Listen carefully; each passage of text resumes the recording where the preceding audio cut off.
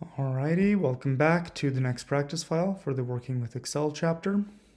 So we are just going to add some info on how to add Excel formulas to your worksheet when you are working with openpyxl.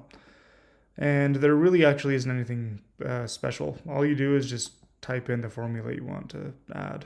So as an example, I have this, we're just creating a sample workbook from scratch, just generating random numbers. And then I'm going to add a few formulas to each one of the columns. For example, sum, min, max, count, if. We're going to save it, and then we can add our own in just a little bit here. But you probably remember in Excel. Let's see, I probably still have one of these open up. Like, let's say we had 1, 2, 3. We wanted to know the sum of this. We could do that easily, right? You just do an equal sign, you do the name of the function, and then you give it a range.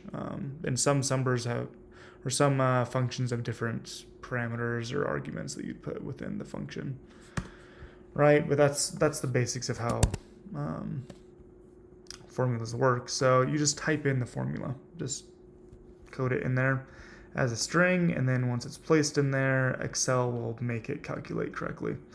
So if we run this, we're going to save an example 08 right here, and you can actually see, let's lower this a little bit, there we go, so we can see it a little better, that our formulas are working just fine. So we can count number of rows with data, count if it's above a certain value, find the max, the min, the sum of everything. Let's just write one more of these just to show what that would look like.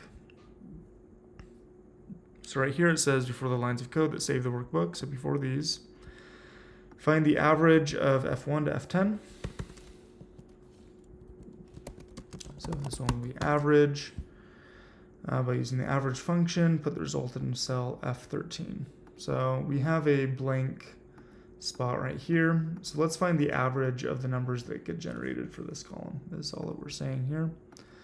So let's say current worksheet in F12. This is not necessary at all. This is just a way to format the worksheet so we can tell what formula we're using. And we're going to say average. And then let's say F13 is going to equal, actually I'm going to use single quotes and we'll talk about why. What we're going to say equals average of F1 to F10. That should work. Let's run this again. It's not going to be here until we close and then reopen it. And there we go. Looks like it's working. So automatically calculates it. Nothing crazy going on there really.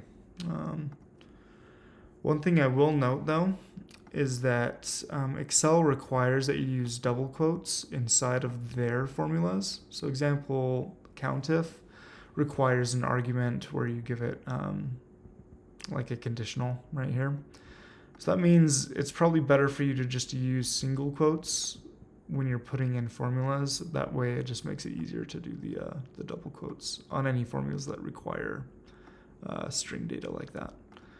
Otherwise it doesn't really matter. So hopefully that gives you just a quick little overview of how you can add formulas. And next file we'll be looking at practice number 9.